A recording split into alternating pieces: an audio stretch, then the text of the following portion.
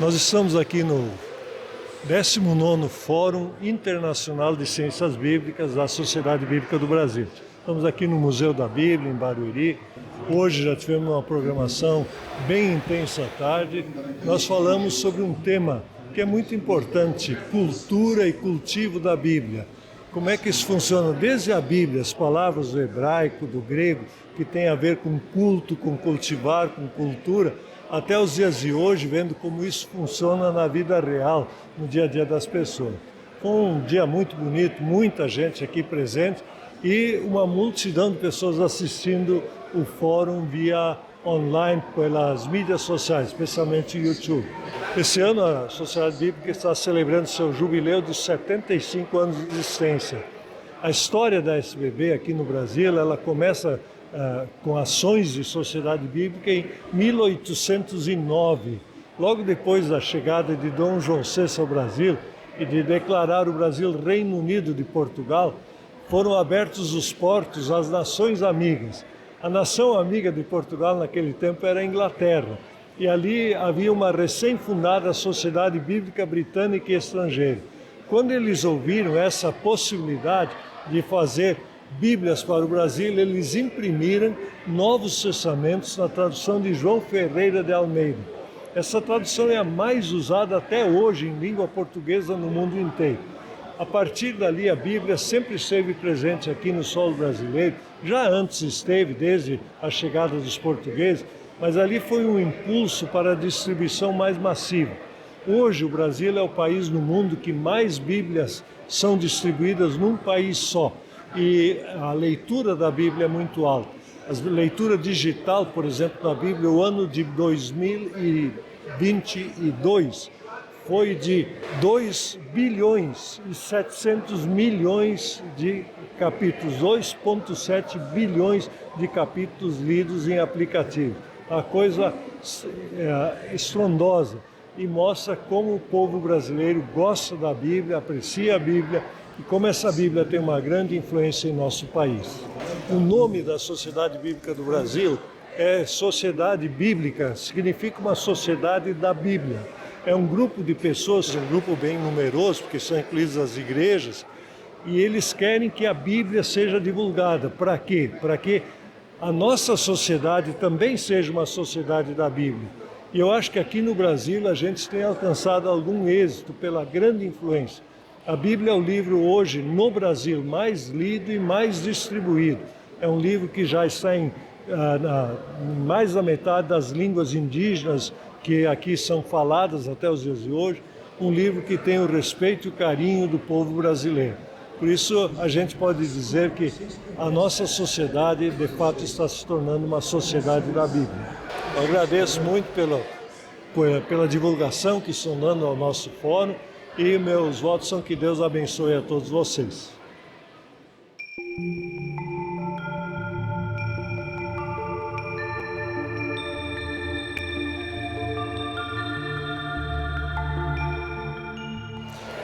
Esse 19º Fórum está sendo uma grata surpresa. Ao longo de quase 20 anos, o Fórum, de maneira ininterrupta, tem chegado a muitas pessoas, muitos lares, falando sempre sobre temas bíblicos, como é próprio da Sociedade Bíblica do Brasil fazer. Mas desde o ano passado nós estamos com a temática da paz. Então no ano passado era Bíblia, o livro da paz, e nesse ano Bíblia, o livro que dá a paz. Ou seja, a Bíblia, ela nos traz a paz em Jesus Cristo. E o engajamento das pessoas com esse tema está sendo sensacional. Então nos tem surpreendido, tanto nas redes sociais, como também a presença aqui. Eu acho que isso se deve pelo nível dos palestrantes, pela temática que é tão atual. Quem hoje não quer a paz, não é mesmo? A Bíblia, ela responde com uma palavra e um conceito e uma pessoa, né? A palavra é a palavra perdão. Perdão é o que realmente reescreve a história. Se não apaga o passado, modifica o futuro, né? O conceito é o da não vingança, da amizade, da fraternidade, da reconciliação. Isso também brota do perdão. Por fim, a pessoa na Bíblia, que é o maior símbolo de paz, é o próprio Jesus Cristo, que se deu por nós, no nosso lugar, para que nós tivéssemos um caminho de paz até Deus. A tradução da Bíblia está no coração da obra bíblica, do movimento de sociedades bíblicas, desde o século XIX, lá no começo, em 1804, e até hoje a gente vem sempre traduzindo, revisando, atualizando o texto. Nós não mudamos nada no texto em si, mas o vocabulário se simplifica e vai se moldando conforme as gerações vão se sucedendo.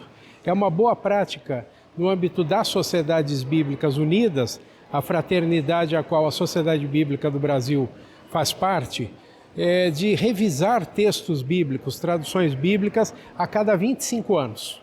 Portanto, nós queremos manter o texto acessível, compreensível a todas as pessoas.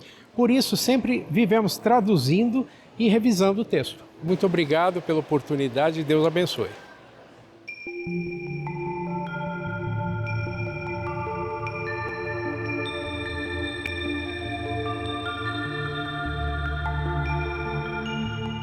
Costuma-se dizer que o jovem não quer saber da Bíblia, que o jovem evita a Bíblia, despreza a Bíblia. E no dia a dia de uma sociedade bíblica e das igrejas e instituições que têm trabalhado com a Bíblia, nós vemos algo completamente diferente. Especialmente em situação de emergência, correndo algum risco, o jovem e o adolescente correm muito fácil para saber o que Deus está dizendo. Nós vivemos um tempo em que as coisas passam muito rapidamente, né? Até a expressão de que o nosso tempo é fluido. As pessoas precisam, e também os jovens, precisam saber que há coisas que permanecem. Bom, essa é a teoria, mas na prática, como você faz com que o jovem fique engajado com a palavra de Deus? Que ele se aproxime da palavra, que aquilo faça sentido. Do mesmo jeito que eu recebi a palavra há 40, 50 anos atrás? Certamente que não. Mas aí estão os jovens cristãos criativos que estão desenvolvendo maneiras de dialogar com as pessoas da sua idade, da sua geração. Vejo com muita felicidade que todas as coisas passam, mas a palavra de Deus permanece para sempre.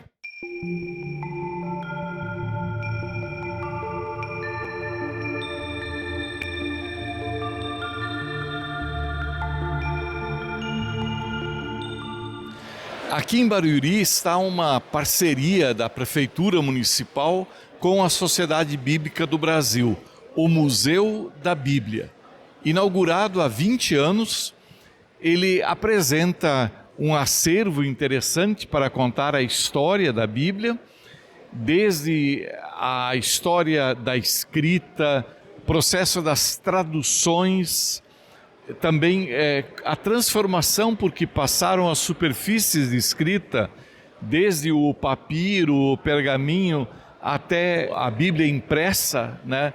Temos aqui uma réplica da prensa de Gutenberg, onde podemos entender como era trabalhoso o processo de impressão da Bíblia lá no século XV.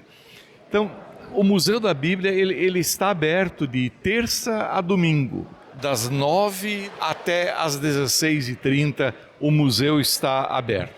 Muito obrigado. Agradecemos a todos aqueles que apoiam e que torcem por esse trabalho, né? Para que a paz de fato se instaure, que a paz seja nossa realidade.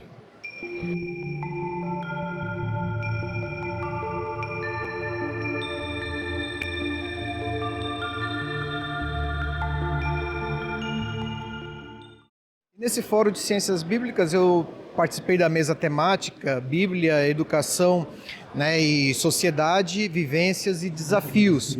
Então a ideia é exatamente de que forma princípios bíblicos eles podem ser aplicados à formação educacional como eles interagem com a cultura, com a sociedade de um modo geral, e isso se reverte nas vivências, nas práticas, nas experiências, e quais são os desafios que você tem para fazer esse diálogo e essa transposição de um texto bíblico, tirando dele princípios que possam ser aplicados à sociedade. Uma das coisas que a vida acadêmica, né, que a gente tem visto isso e várias vozes têm se levantado, é que ela não pode ser uma torre de marfim.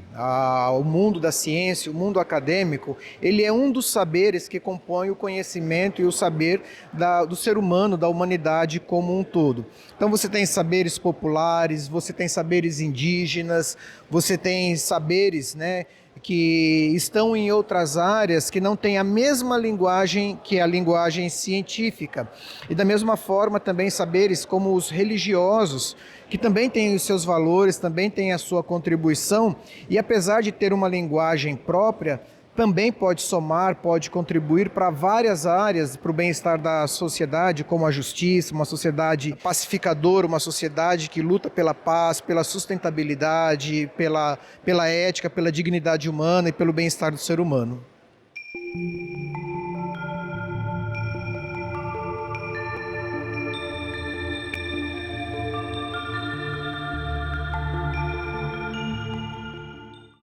If you look at the individual psalms of Lament, you always conserve a development. They start with lament, that they end up with praise. And this is also true for the whole book of Psalms, that it starts with a lot of psalms of lament, but in the end you have full hallelujah and praising God. And this is a development we can see that they try to overcome these difficult situations, all this violence which is included with the enemies and all these, and show us a way to find peace and live with God. If you look around, we have so many experiences of violence, sometimes in personal life, sometimes in family life, sometimes in political and international crises. So peace is really important, to have peace and to show ways to peace and to make clear that the ultimate goal of Christian faith is to bring peace into the life of people. I'm really convinced that there is no full conflict between science and faith. You can find ways to each other if you have a scientist open just really to make observations and go on from these observations if you don't come from an ideological perspective. For example, I'm using I'm an Old Testament scholar, and so I needed lot of knowledge about Old Testament times, about archaeology, and archaeology is always using new scientific tools which are around to get a better understanding of what they find, what they see, how they interpret it. But it's also good for analyzing the Bible. Our Bible Society, the German Bible Society, is publisher of the scholarly editions of the Old Testament, of the New Testament. We need a lot of technology just to facilitate this process, to support this, and to do this analysis also of the Bible, of these old manuscripts, bringing all this evidence together. If you are from a really scientific perspective, you will always ask questions, and you will find answers. And I think this is also true for looking at the Bible, but even bringing together science and faith. So for me, these two belong really close together, because our world was made from our Creator, and He gave us our brain, He gave us our faith, so there is no divide. They can good find a way together.